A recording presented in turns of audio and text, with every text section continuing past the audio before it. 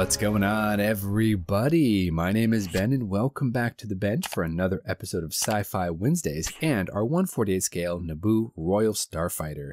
We are back on the N1, guys, so let's go ahead and grab that kit. Let's dive in. Now, I did a little bit of preliminary work off camera, trying to test fit and seeing how this kit goes together. And to be honest, there's not a lot of parts and pieces to this, so it shouldn't be all that bad to go ahead and disassemble. Where we're going to end up having trouble, of course, is when we try to put lights in some of these areas, like the engine or the cockpit. That's going to be a little bit on the troubling side. Mostly because, well, we don't have any room for wires. This is a one-piece wing. It's a very short, stubby little wing, so we don't have anything to sandwich wires between. We really don't have a lot of room in there, so I don't know. We're going to have to go ahead and think about that. But I think today we're going to go ahead and focus on the cockpit, because that would be, I think, the easiest place to start, and we can try to get a little bit of lighting going on in there. Of course, after that, then comes the engines, and that's going to be the hardest part. But I think if we focus on the cockpit today, next episode we can come back and take a look at the engines, because these are actually not that difficult to put together, but in order for them to actually have some openings around that end to go ahead and show off a blue light or something like that, you're going to need to do some reworking on the inside, sand some lips off there, change up some of the locating tabs, mix things up, move things around, and that's going to be a little bit of work. But I think that's going to be next episode. Let's go ahead and turn over though and check out some references. Now you can see from this awesome book here, there's a lot of components and all that good stuff there in the N1. You're not going to see much of it though, because if you look back at the references from the actual movie, there are sidewalls there, so they hide a lot of those containers and canisters, so we're not going to see any of those. But we will see the instrument panel, the top 3 gauges, and the control sticks. Those we're all going to see. Also the chair, the headrest, and any sort of wiring and all that, that's all going to be visible, because that canopy,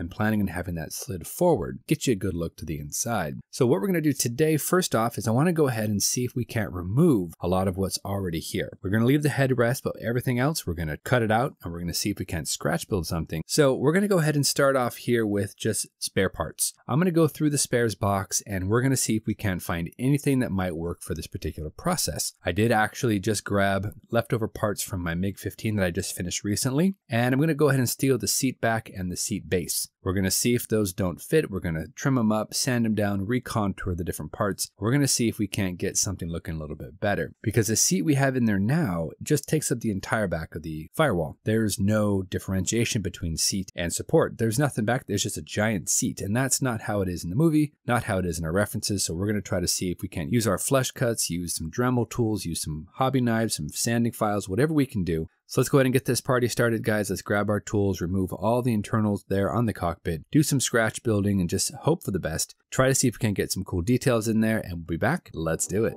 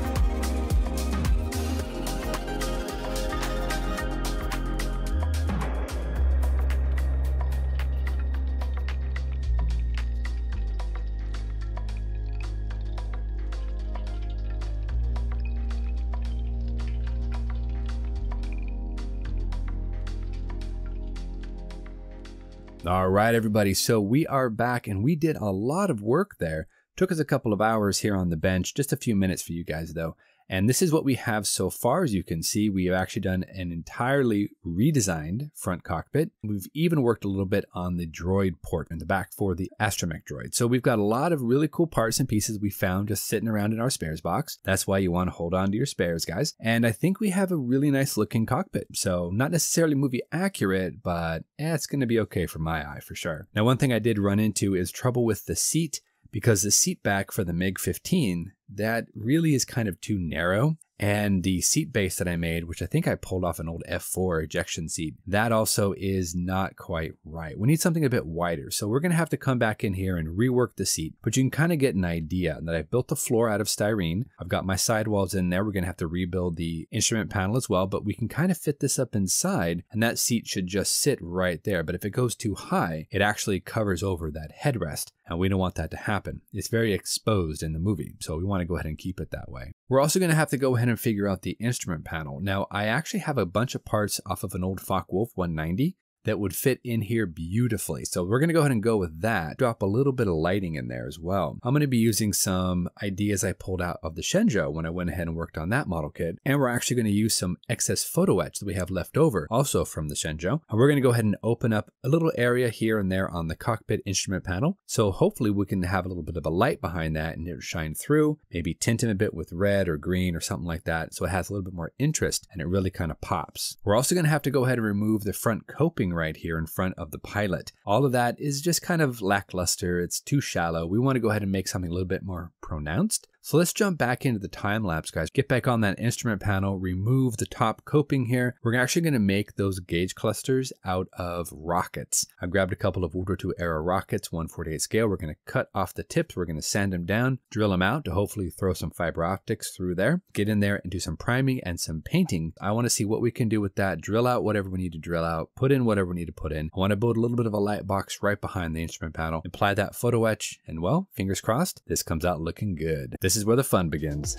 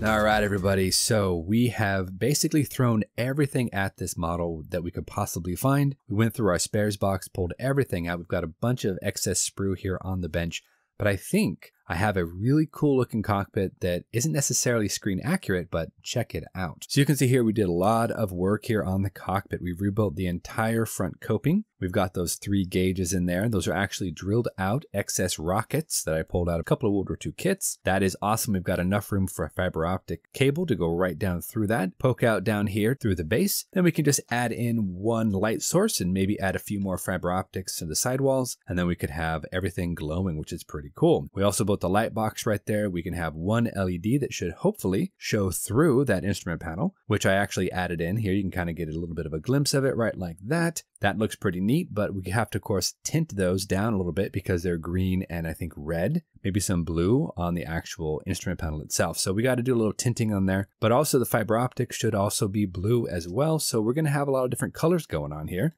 Then, of course, we've got the side consoles. We added in some paint on that. We used a nice neutral gray for that. We used NATO black for the darker colors. And we even removed and hollowed out the astromech droid port right back here.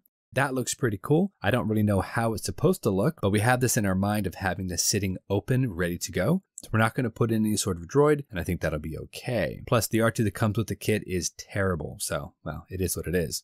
If we look here at the front of the headrest, we actually kept the headrest as is, though I might want to go ahead and add in a couple of wires and whatnot, but that actually looks pretty good. And if you look down at the bottom here, I have a little bit of a nub. That's actually for the support for the chair. Now, I did a little bit of work on the chairs. You can see it right here. This is actually a bunch of different parts. It's the backing recontoured from my MiG-15. It's the base recontoured also from a MiG-15. And the very back of the chair is actually a photo etch part. Joe gave me a bunch of spare parts a while back, and I actually found the seat in there. I think it's from a P40, though I'm not entirely certain. I just pulled out the back, pulled off the rest of it, and used that to go ahead and give it a little bit more scale, and I think it looks pretty cool. Then I cut some disposable rags, and I put them at the bottom there, painted it black because the seat cushions tend to be black, at least that's what we have in the references, so I think it looks pretty cool. Of course, now fitting this up into the cockpit is going to be pretty simple. We just have to go ahead and make sure that we don't push the seat too high so that it obscures that headrest. Fiddle around with it a little bit and make sure that that little nub right there kind of kicks the front of the seat out. We get the back closest to that firewall, and I think it'll be a really nice position. Now, in case you're wondering, guys, the sidewalls that I used are actually not even sidewalls. They are these parts right here. This is actually from a T-70 X-Wing, and these are landing gear bay covers as far as I can tell. I just simply sanded them down on the very top to give it a nice little bit of a flat edge. As you can see, it's got that nice little L shape to it, and that fits beautifully with the contour of the N1 cockpit and fuselage. Plus, it already comes pre-detailed, so that is awesome. Those rivet details really popped when I went ahead and dry brushed a little bit there on the cockpit, so I am happy with how it looks. Plus, when I go ahead and I attach the base, there's plenty of room in there to go ahead and make sure we can string some wires or whatever we do, so I'm not too worried about that. So that is excellent. Of course, we do have to strip off the chrome, but we'll do that next episode. We were going to leave this for now. Also, I went ahead and I blanked off the droid port right here in the back. I just actually used an old 1/72nd scale A4 Skyhawk drop tank. I just went ahead and cut that, hollowed it out, used that, and I think it looks pretty neat. I think it adds a bit of interest.